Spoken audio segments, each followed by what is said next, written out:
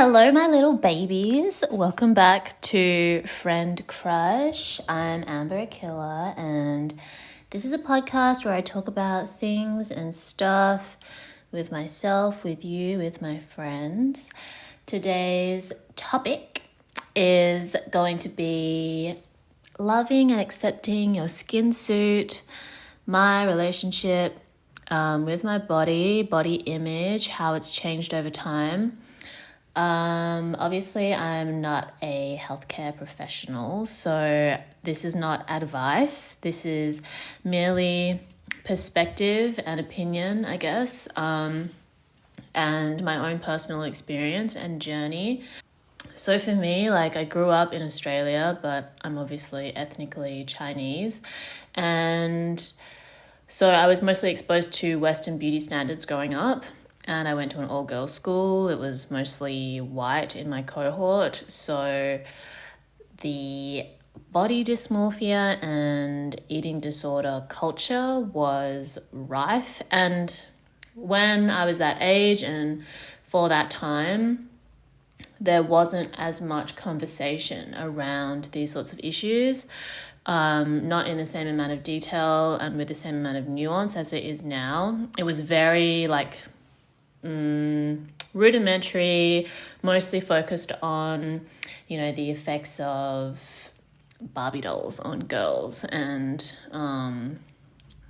not much discussion around just marketing and the media and how all these things affect young girls. So I think because I have a pretty small and slim frame as is, I didn't feel extremely insecure about my body, but I definitely went through phases where I felt like, oh, maybe I should be dieting and trying to lose weight like everybody else, or I could probably be a little bit skinnier, I should maybe exercise more, blah blah blah. So anything that I was doing to change my body was more through the lens of changing how I looked and less about how I feel. And I think as I've gotten older, I've recalibrated my priorities, and my priority is definitely more mental and physical health, and then how I look comes secondary to that. And if my mental and physical health is good, then I will look good. That's the side effect. But purely focusing on just how I look at the expense of my physical and mental health is bad. That's not how I personally want to live, because I enjoy the experience of life more than the experience of being validated for physical appearance only. So that's kind of how my relationship has changed over time. I think one thing that really buffered any tendency that I might have to fall into an eating disorder was that I was studying feminist art in my final 2 years of high school. And one text that really influenced me was The Beauty Myth by Naomi Wolf. And I think that text now is probably a little bit dated, and it is very white feminism, but it was radical for me to have read something like that at that time, to be exposed to that kind of information. I can still think back today, the principles and concepts that she discusses in the book, I was able to observe in my immediate surroundings, just, in the suburbs of Australia. So she talked about how dieting culture and this beauty myth is sold to women, and it creates insecurities within them, which then allows companies to sell dieting products, dieting plans, and to make women insecure and disempowered. And ultimately, food is fuel for your body, and you need energy in order to think and do things. And if you're not eating, if women aren't eating, then they don't have the energy to empower themselves against, the patriarchy. So you can agree or disagree with whether you think this is accurate or not, but I was seeing girls starving themselves and fainting in their exams, focused only on how they looked, not eating at lunchtime, comparing themselves to each other, and just like, for what? Like, you're only 14, 15, 16 at the time. The idea that you are not nourishing your body and allowing it to grow, especially and develop, like especially during puberty, is just so scary to think of now that I'm older and I look back on that time.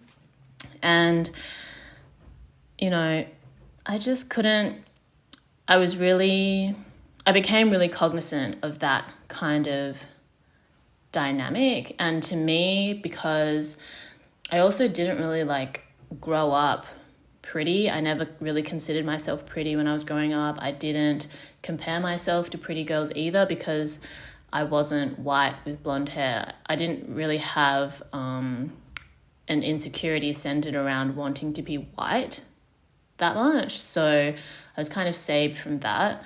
And so my self-worth wasn't really that tied up with my physical appearance, and I was more into like learning instruments and art, and I did enjoy doing well at school. I didn't fall as deeply into that kind of spiral as I might have if I wasn't learning what I was learning in art, and also because I didn't look like anybody else in school, so you couldn't really compare me. Because I think sometimes like the way that beauty standards work is that the closer you are to a standard, the more kind of obsessed you become with trying to meet it, you know? So like if you're like Victoria's Secret model, you're like blonde, long hair, boobs, skinny, and then a regular person who's blonde and fair-skinned but doesn't have big boobs or doesn't have a really toned body, like they're going to be more susceptible to that standard of beauty than me because I'm Asian, and I'm not going to compare myself to a white Victoria's Secret model. And I'm also not going to compare myself to an Asian Victoria's Secret model because I've seen like what it takes to be a Victoria's Secret model. Like you just go on YouTube and you watch their workout routines, their diets, how long it takes for them to prepare for just that one runway show. It's like, that's not feasible for a regular person, and I don't get paid enough to care that much about how I look. If I was getting a fat check, then maybe I would reconsider. So for me, like being able to empower myself with knowledge and understanding of how these industries work, how the people that have influence in these industries work and what they have to sacrifice or compromise or do in order to make money and be the influencers, I am more at peace with the decisions that I make as like a regular person, and I'm more realistic about what my standards for myself are instead of comparing them to images on a screen. Another thing that really stuck out to me from reading The Beauty Myth when I was in high school was that department stores use really bright lights in their beauty counter section because it highlights all of your flaws in your skin that you usually wouldn't see on a day-to-day basis if you're just looking in the mirror. So that way the salesperson can say, oh, like, see here, you have discoloration, maybe you should use this product.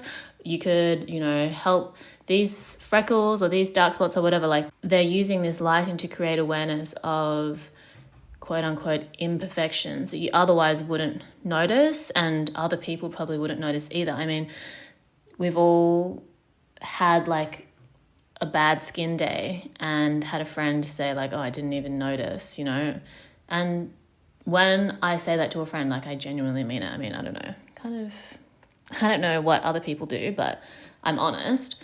And also like, I'm not going to judge somebody because they have a pimple on their face. I'm going to judge you by whether you're nice to the people around you, whether you have something interesting to say, not because, and that isn't discredited because you have a pimple. Yeah, I was going to department stores when I was that age and looking at juicy tubes and noticing how bright all those mirrors were. Like even now, if I'm in a department store and I'm testing a foundation, I will look at the color through my camera phone and try to go into natural light rather than looking in front of a beauty mirror, because then my skin color will appear much lighter in front of the beauty light, and I don't walk around with the beauty light in front of my face all day either. So that's that. So then I guess in university, I probably started to become interested in how food affects the body, because I guess coming from like a Chinese household and learning basic principles about Chinese medicine, you kind of understand that, you know, if you eat certain foods, it's going to cause imbalance. So I was interested to see like how different diets worked. I tried a bunch of different things pretty unsuccessfully because I don't have much willpower when it comes to these things. I was vegan for a year, and I don't think being vegan is sustainable for me long term, but I learned a lot from that experience about how food is manufactured, the effects that it has on the environment, and that we don't actually need to consume that much animal product in order to be healthy. So I make more conscious decisions, or I'm more conscious about what I'm eating as a result of that experience. And also I've tried to become more in tune with how my body responds to different foods. Like I know that if I'm going to eat really high sodium foods, if I eat lots of sushi, if I eat lots of salami and processed meats, processed foods, like I'm going to get bloated. And before, when I would feel bloated, I wouldn't know why. And then I would just kind of have like a mini spiral. But now I can enjoy those foods and know that I'm going to feel bloated and be okay with it because I understand why it's happening to my body. So again, like educating myself about nutrition, even in just basic ways, has helped me a lot. I know that eating fruits and vegetables is going to be good for me. I know that drinking lots of water and getting enough sleep is going to have a bigger effect on my body than not eating certain foods or eating less or doing a specific workout routine. There was a period of time when I was in a really bad mental health state. I wasn't sleeping well because I was working full time. I was also DJing multiple nights a week and going to bed late and wasn't staying hydrated. So I just said, okay, I'm just going to focus on drinking more water. I'm sure that I could be drinking more. So I was in the office and I was filling up a water bottle, and over like a few months time, I started to notice improvements in my skin. And I had also said to myself, okay, I'm going to cut back on DJing and try to get more sleep because I didn't have enough energy to do my job well, and I started to resent DJing because I would just feel so tired from doing it. Over the course of like 6 months to a year, I was trying to go to bed a little bit earlier than usual, and I did really see a difference in my energy levels and also in my skin. So yeah, sleep is like really important. Sleep and rest, because your body needs to recharge itself, and then there are other things you can do to ensure you have better quality sleep. So like I try not to look at my phone before I go to bed, and I charge it in a different room. So I'm not looking at it the first thing when I get up in the morning either. If I want to be really good, I won't eat a lot of food before within a few hours of going to sleep, because if your body is digesting food when you're sleeping, then it's not using that energy to do other healing and recharging processes. But I mean, I love snacking, so I'm not exactly consistent on that front, but I have that knowledge if I ever want to just be more mindful of the quality of sleep that I'm getting. My relationship with exercise has changed a lot as I've gotten older. When I was younger, I did not enjoy competitive sport. I think when I was in like a preteen, I did gymnastics, which I enjoyed because it wasn't super competitive and pretty low impact. But yeah, I hated competitive sports. I didn't consider myself an athletic person at all. I only thought of exercise in the context of weight loss, because I only thought of exercise in the context of weight loss because then I was like friends with girls who started to become really obsessed with going to the gym like every day. This is like in the first few years of uni, and I was like, oh, maybe I should be caring about this too. And I tried it, but I couldn't be consistent. I couldn't be bothered. And I also realized that like I didn't really care what any of the boys that I knew thought, because I thought they were all dusty as fuck. Like, I got bullied by a lot of the guys that I knew growing up, and what they said was not as hurtful as much as it was frustrating for me to know that I couldn't find new friends, because Perth was so small and all of my girlfriends were still friends with these guys, even if they were really rude and mean to me. But ultimately, I would just think like, how could I have a crush on any of you anyway? I mean, with your ugly little boat shoes and that Ralph Lauren polo t-shirt that your mum bought you, like, your opinion is the last thing I could care about. And clean your fingernails. Like, you're not going to touch me with those hands. So I think growing up as an only child, not having any like male figures in my life growing up just kind of made me really indifferent to male attention. I really feel like my audience is more women and the gays. The girls and the gays are the opinions that I entertain, and then the straight man, I really don't care. I guess that indifference kind of protected me at a time when I felt like I was around girls that were really trying to look hot for boys, when I was like, all of you are already so beautiful, and what does being hot even mean if you can't like have a conversation with someone because you don't have the energy from not eating for a week? And most of these boys do not respect women.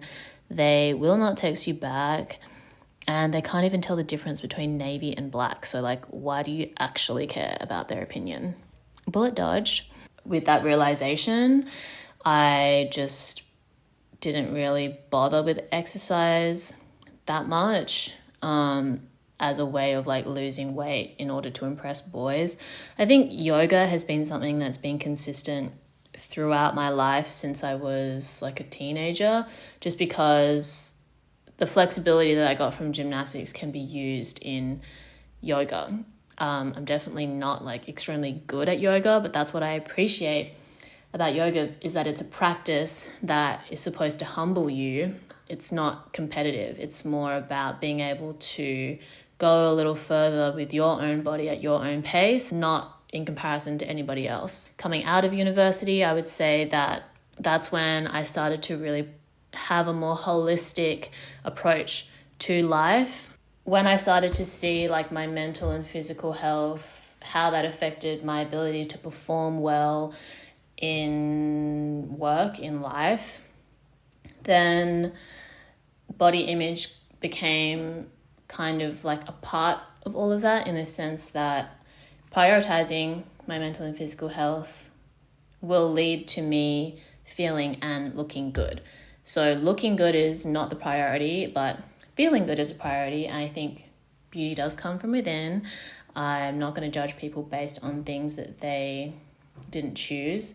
I mean, I'm not out here to judge anyone, period. I'll make superficial jokes and whatever based on like an awareness of the ways that you can judge people, but I'm really not holding on to judgment when it comes to other people. And I think that in turn means that I'm less judgmental of myself, because a lot of the time when we are judging other people, it is a reflection of our own insecurities, and that kind of becomes like an endless cycle. So I don't take other people's comments on my body personally, because that's their own standard, you know? Like, if you're Asian and you visit your parents or your grandparents, we all expect to have our weight commented on. And I've never been told that like, oh, I look just right. It's either, oh, you look like you've gained weight, or you look like you've lost weight.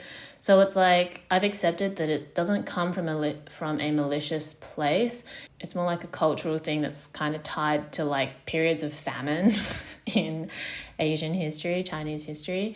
So I don't take it personally and I can just laugh it off. Who am I to live my life according to the standards of people that I see like only a few times a year, or to the standards of anybody around me? Like, once I figured out what was important to me, it was much easier to not care about what other people thought. And especially having knowledge about my own body is what empowers me and creates like a buffer to anything anyone has to say. You know, I'll take on constructive criticism, I'll take on helpful tips, but, you know, I'm not giving that much energy to people when it comes to what they have to say about how I look, because I just don't have the energy to care. I've become much more protective and selective about what I'm willing to use my brain power for, use my energy for. And I think more and more the opinions of others, especially people that I don't know that well, I could honestly care less. Yeah, that's not to say that I'm completely free from the beauty myth, but I'm more aware of how beauty marketing works and what I do and don't want to participate in, what is and isn't right for me. So in this moment, I am aware that hair removal for women was created by male razor companies to expand their market and sell more razors. There is no reason why you have to remove body hair, but I still choose to wax my legs using sugar wax because I like my legs feeling smooth. But I'm aware of why I'm doing that, not because I feel like I'm under pressure to do so.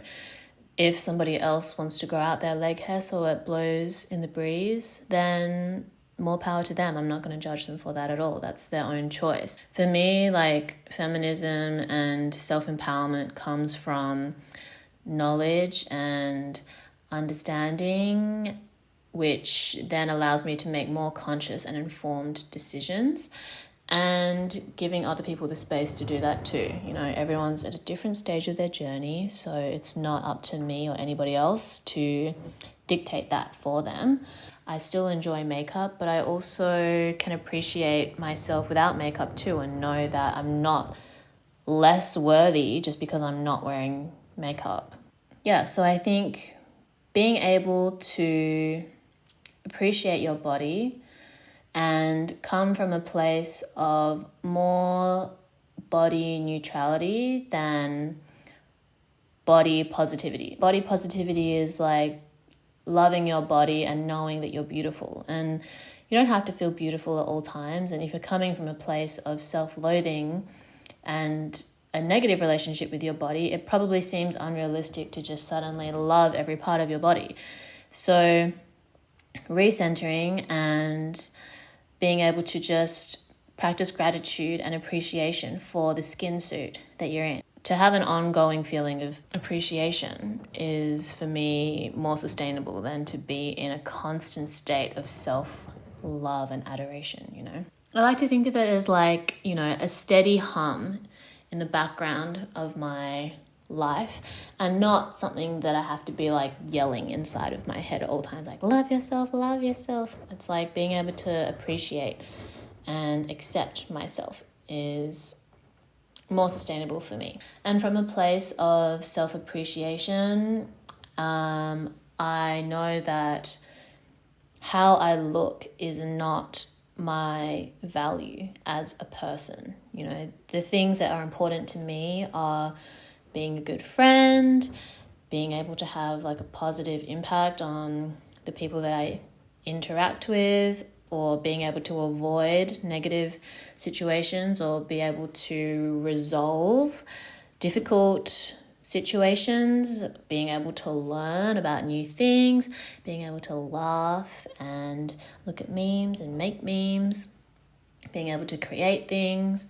Those are the things that are important to me, and I think speak more for who I am than just how I look. So in that way, like, I don't attach that much of my self-worth in my physical appearance. And I think decentering that is important. Even if you work in an industry where you will be capitalizing on your physical appearance, I kind of separate like my personal worth and my quote unquote commercial worth. So then that way it's like numbers on a scale, or numbers in how tall I am, in how many followers I have. That is my commercial value and not my self-worth.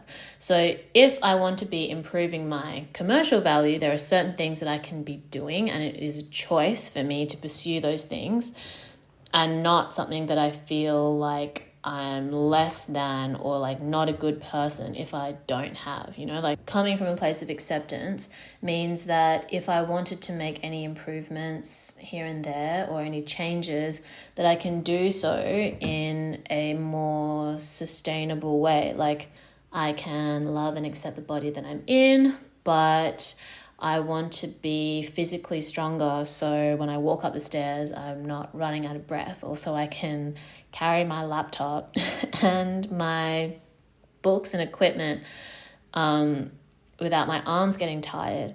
So if I want to increase my strength, what can I do to do that? I went through this very small phase of thinking about getting a bigger butt because I'm literally built like a noodle, but I accept my body for how it is. But after doing research, it's like, okay, if you want to grow an ass, you need to lift really heavy weights and you need to go into calorie overload.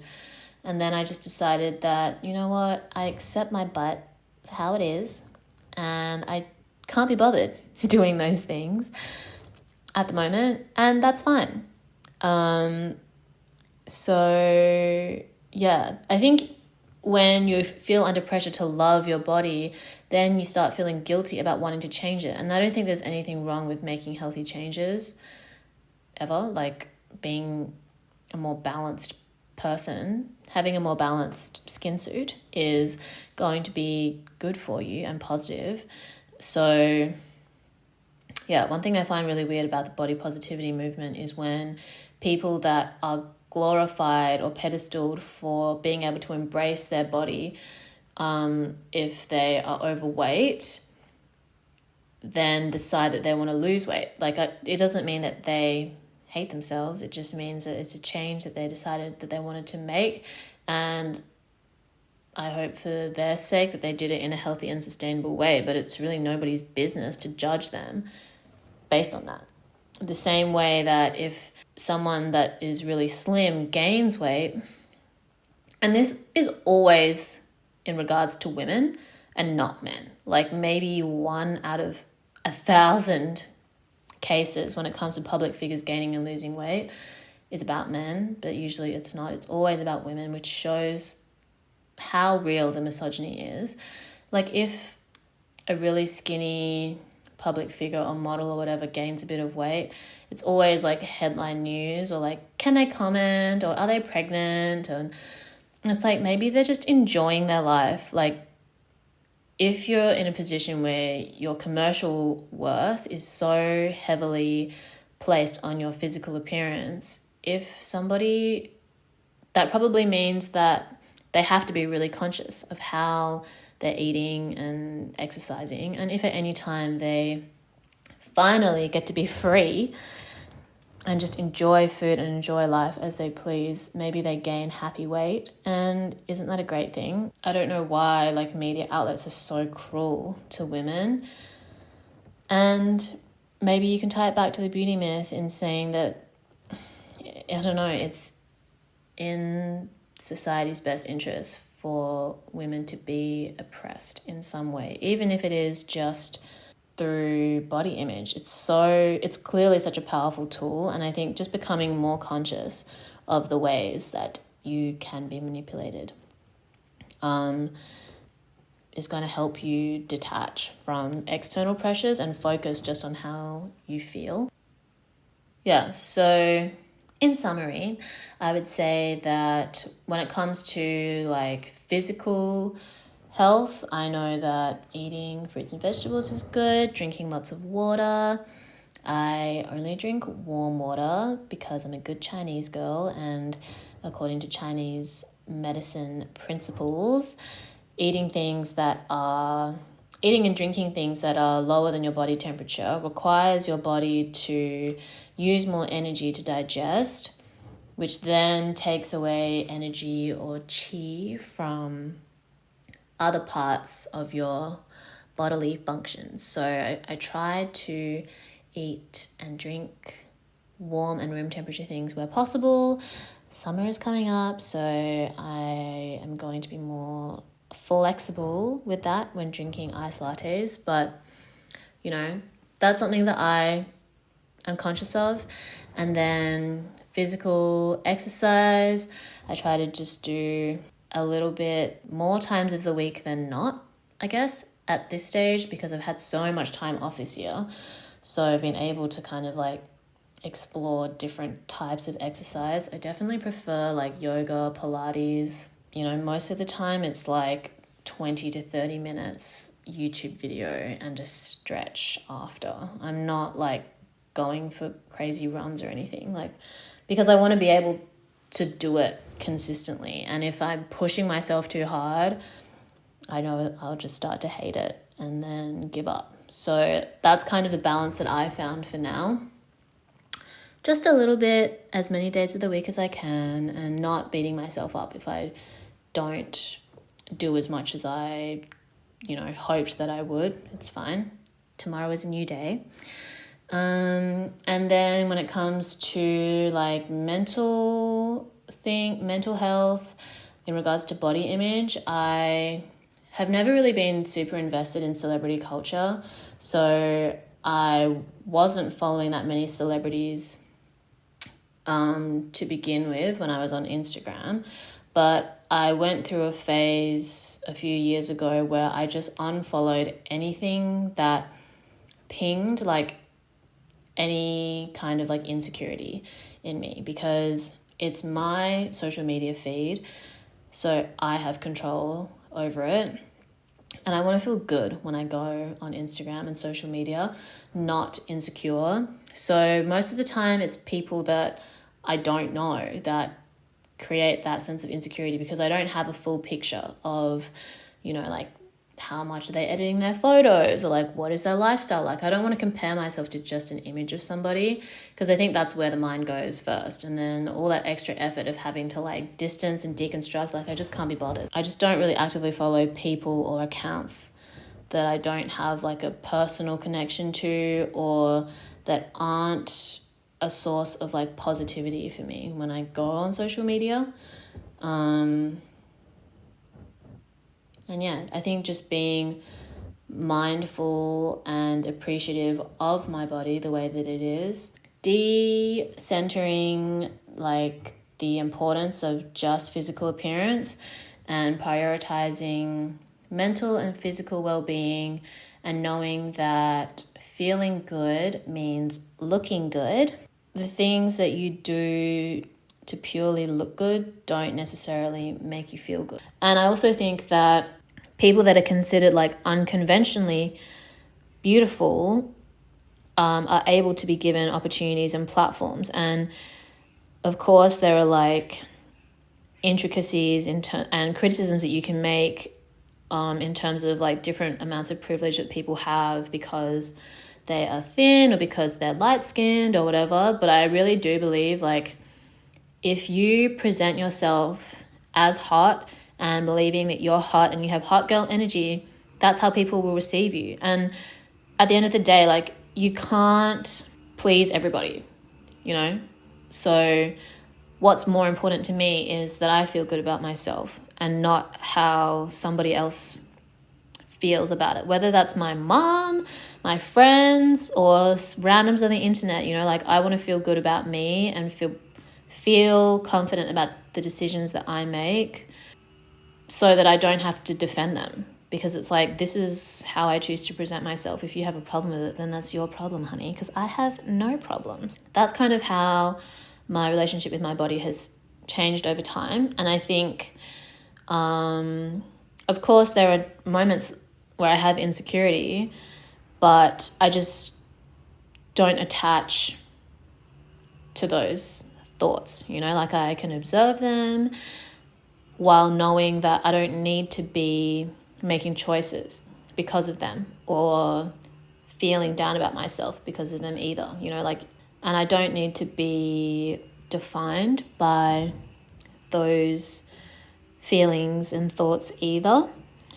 And I think also educating yourself on beauty marketing and how commercials are made has definitely, I think, educating myself on how the beauty industry works, how capitalism and consumerism works, means that I can be aware of all these systems and their goals, which is to sell stuff, and then make more conscious choices, because I don't expect the industry to change according to how I would like it to be.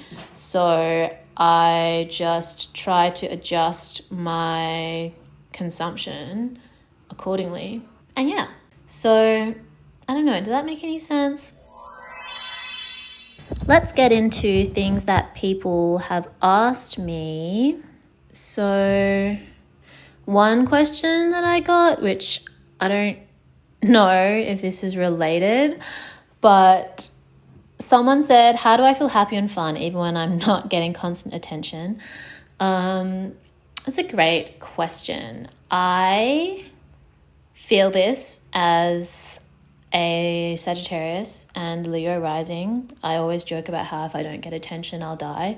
But ultimately, I think because I grew up as an only child, I've always had to keep myself entertained. I can't rely on anybody to bring the fun. I have to bring the fun myself. So I always feel happy and fun, even when I'm by myself, because I don't know, I just have a lot of personal jokes with myself. I think life is a little bit ridiculous. So I've created comedy out of my life. Even the fucked up things that have happened to me, I just look back and laugh. So, I think just trying to nurture hobbies and interests. I have many interests, from music, art, fashion, learning about how the world works. I explore all these things in my free time when I don't have any friends around, which at the moment is quite often. So yeah, I watch funny things on YouTube. I go on Twitter and follow really funny meme accounts. I think it's okay to, what else? If you want attention, then give yourself attention. You can put makeup on, look in the mirror, tell yourself you're a bad bitch. So many things you can do when you're not getting attention from the outside world is to give attention to yourself. Create a better relationship with yourself instead of relying on other people to make you feel good. I think that's really important. I had posted that question on my story and someone replied, I'm kind of in a throuple right now also, and somehow the extra love doesn't make me feel more loved. And yeah, I guess in any sort of relationship, it's important to have a good relationship with yourself, to know how to cultivate love within yourself in order to share love with others. I think we really play ourselves when we get into situations where we rely on somebody else to make us feel good, where we minimize our own needs in order to try to create space for somebody else.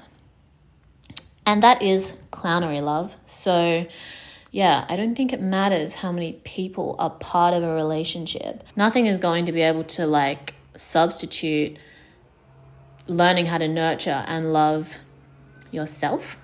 Nobody else can do that for you, So everything else is you being able to share and contribute to a relationship, but that is still outside of you, not within you. Does that make sense? What else have people said? I did have somebody ask me, if I was affected by Asian beauty standards after moving to Shanghai or living in Shanghai. And like I said before, like I didn't grow up with Asian standards of beauty. My Chinese is not that good. I'm not native on any Chinese social media apps. And I think that Asian beauty standards are so extreme that I just don't have the energy or the capital to get my jaw shaved or like lighten my body skin or like get a nose job and like wear colored contacts and do crazy makeup every day. Like I just can't really be bothered. So I think that helps. I think the fact that whenever I do get jobs in China that require me to be a shape for hire, which is what I call modeling, it usually has to do with the fact that I do things that aren't modeling, like DJing and having creative projects, blah, blah, blah. Like the industry has changed so that casting agencies want to be able to hire people that are not just models, so they can tell their clients like, oh, like, you know, these people have personality. And also we don't have to pay them as much because they don't have managers that take commission. So yeah, I just think like I've gotten to the point where I just think beauty standards are ridiculous, period. And they are used and created to create insecurities in order to sell like products. And ultimately, beauty comes from within. I'm not judging people based on things that they didn't choose. Like, I didn't choose to be born. I didn't choose to be born with a body that I have, but I love and appreciate it because it's the vessel through which I experience the world. And everything else is just a choice. Okay, some of these questions are not related to body image, and I will address them in another episode maybe. Okay, someone asked body image and social media. Do you ever want to post an image of yourself but don't because of fear of being judged or appearing too confident? Something I wonder if other women experience. Okay, this is something that I have been thinking about recently because the misogyny is just so real out there. I hate the way that women are held to this impossible standard, and it's always like, oh, women can do what they want, your body, your choice. And then when women actually do present themselves as confident or loving themselves, suddenly everybody's like, shut the fuck up, bitch. So definitely something that I want to be able to lean into more because I've gotten more confident as I get older. And I look after myself, so I deserve to celebrate that in private or on social media if I choose. And I think it is tiring to have to build resistance to other people's opinions, but the more you do it and remain unbothered, the easier it will become. So yes, I think go for it. If you feel confident, then do what you got to do, honey. Just stay safe.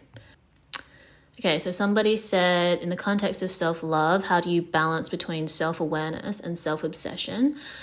I think kind of spread out my energy across like mental health, physical health, and appearance and all the other things in my life that I am dedicating time and energy to. It means that I'm not going to be prone to like self-obsession as much, maybe, because I'm trying to be aware of like different factors and how they interact together rather than just one thing, which is like physical appearance. What else?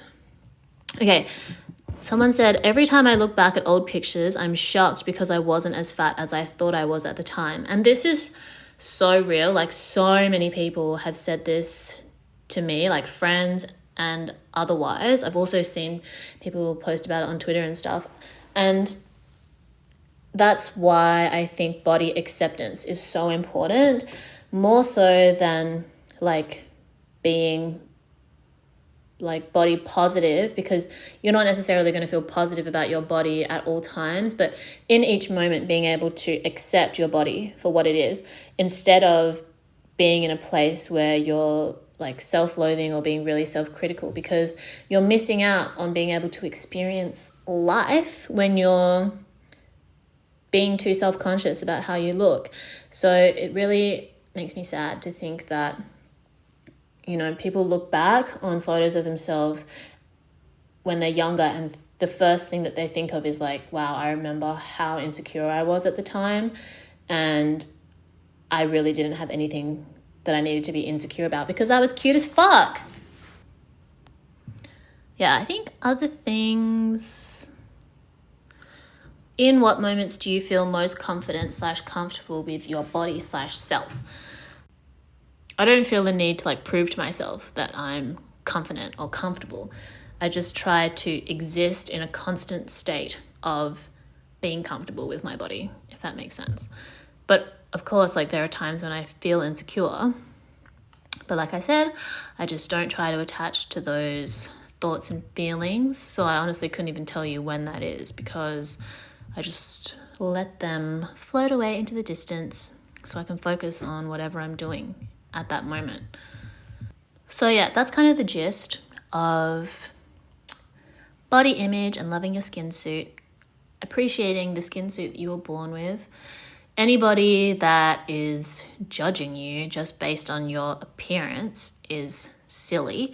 And as I have learned, a lot of people's criticisms like come from their own insecurities, and that's really not your problem. So don't really attach to that. Yeah, I hope that I provided some perspective, and hit me with any questions and comments after you've listened to this episode. Okay, so new segment is Obsession of the Week. My obsession of the week is sunscreen. So the more I learn about how the sun can cause aging, the more